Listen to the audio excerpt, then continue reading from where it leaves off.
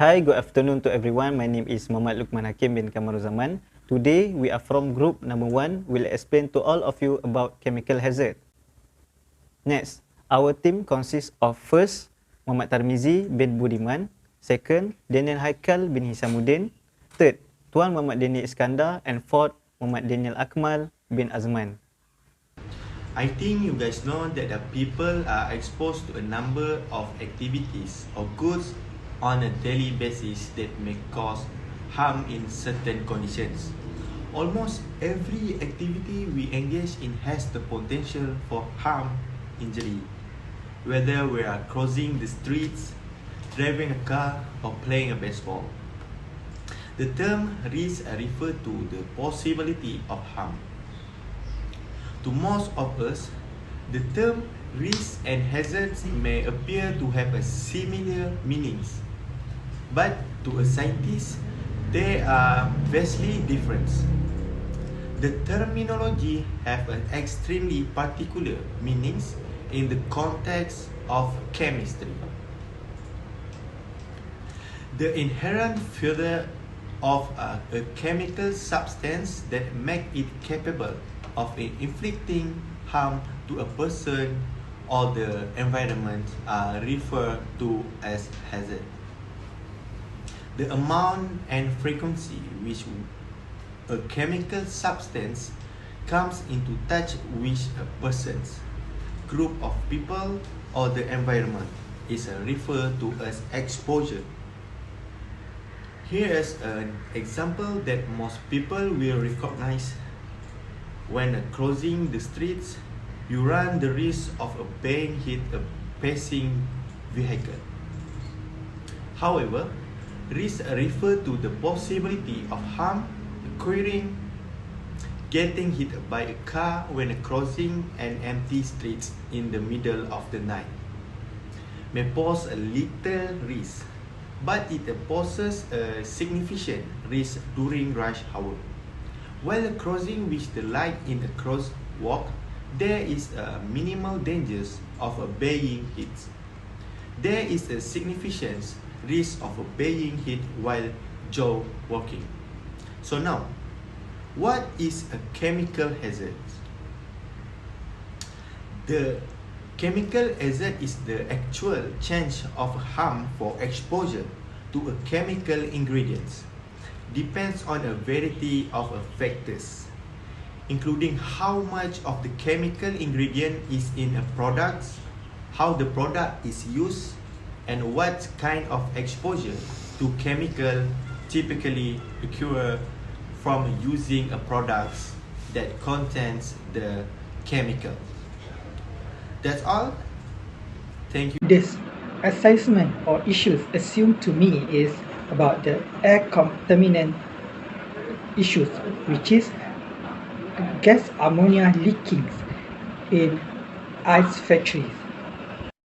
3 reasons why air ammonia leaking happen at the factory. First is the conditions of the factories, or the factory doesn't have any permit to run or storage a chemical hazardous material, which is from the Majlis Bandaraya Shah Alam or Shah Alam City Council. From the inspection, there issues the factory doesn't have any permit to produce or storage the hazardous material. They only have permit to run a business related to the process of making ice only.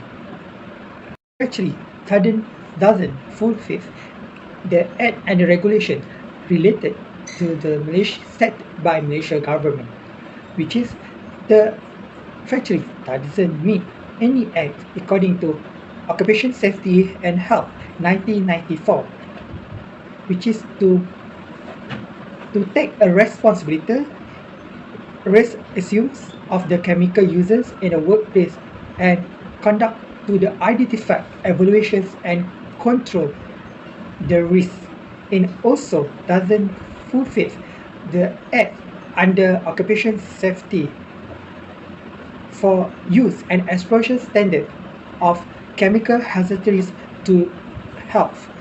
Regulation 2000. Both acts are related and must be done by the management of the company. Third is related to the two issues have I split. They show the company or the factory doesn't have a management risk control. This is because we can see the factory doesn't meet any permits to hazardous chemical material, and the second, there doesn't have any related act to protect the workers and at the workplace, and because of that, there doesn't have any standard operation procedure to control and to manage the producing of the chemical hazard material. Route of entry and the effect to human. The act of entry for this from this article is came from inhalation. Inhalation is started from us when we are breathing and breathe out. The ammonia gas in the atmosphere of entry and the effect to human. Gas from this article is came from air contaminant, which is a gas in atmosphere has contained a gas ammonia more than what the normal rate in atmosphere. From the record, the level of ammonia in atmosphere is 500 ppm particle per million, which is more highest than the standard amounts in atmosphere. According to the hospitals, 19 was injected and the others 2 died at the places. Evaluation from the directors, Selangor Health Director Dr. Khairul Ibrahim, he has confirmed 27 are workers at the workplace and 2 of them are dies and the others 70 need a further medical assist because of the volume of the highest amount of ammonia in their bodies. Its suggestion to control or prevent these issues for the future. First of all, during the situations, a hazmat has to evaluate or isolate around 3 in radius 3 kilometers from the factories. The long terms, the factory need to move out from that area.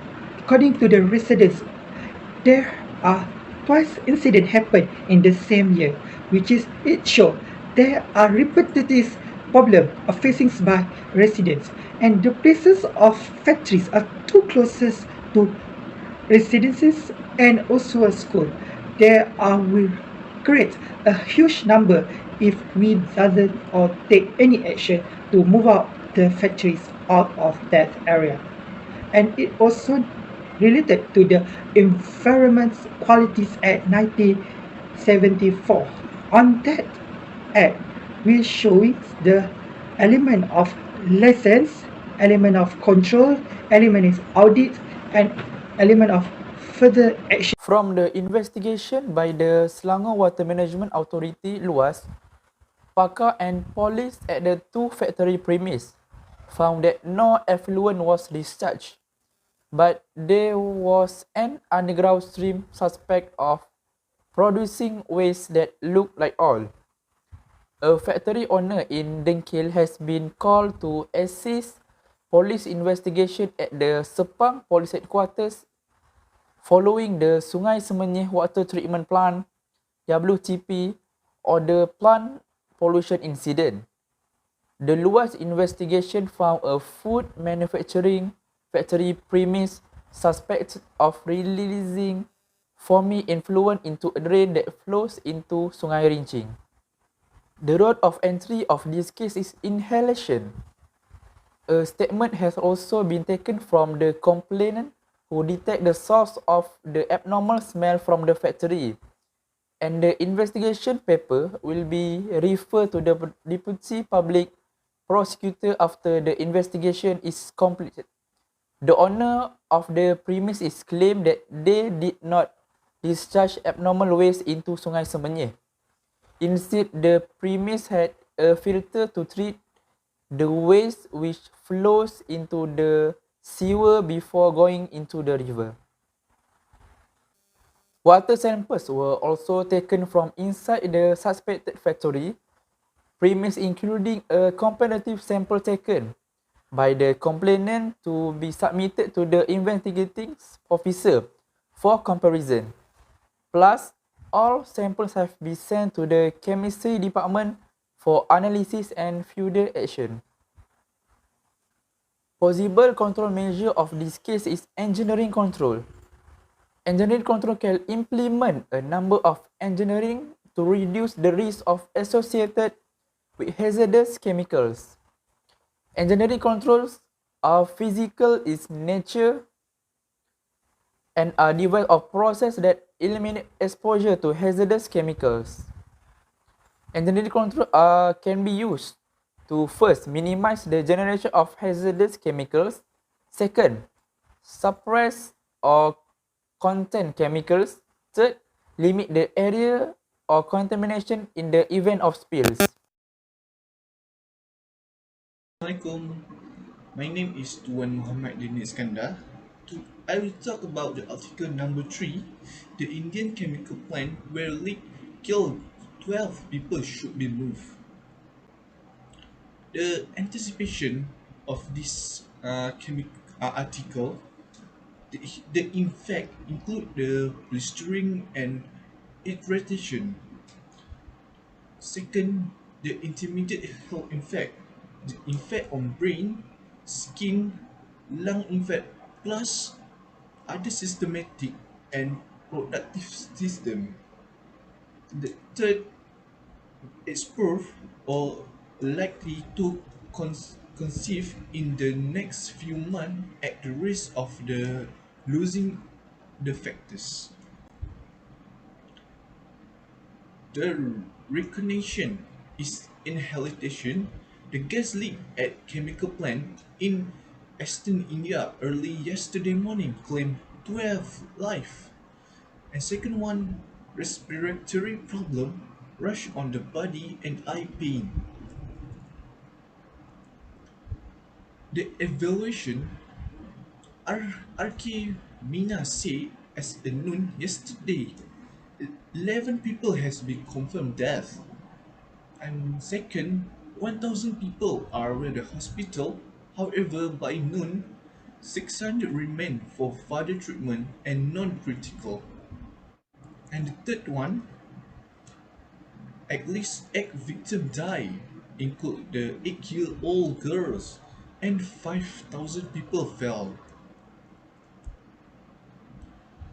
And how to control this issue? This issue of this sterile gas, it infect through the air. So one of the best control we can use is we have to use a personal protective equipment or PPE in the short terms. These suits are fully with protective clothes, helmet, goggle, or other garment or equipment designed to protect the wearer body. Besides that, we must wash our skin and face with water and soap properly so the chemical substance cannot enter the body or can enter the body easily. And the art regulation order of section of this article, the manufacture, storage and import of the hazardous chemical rule 1989 framed under the Environment Protection Act 1986. Styrene is classified as a toxic and hazardous chemical under Schedule 1, Part 2, the Rule 100, 128 described under Section 112 of the Factory Act 1948 give the permissible level of the certain chemical substance in the world. And that's all from me. Let's move on to the conclusion.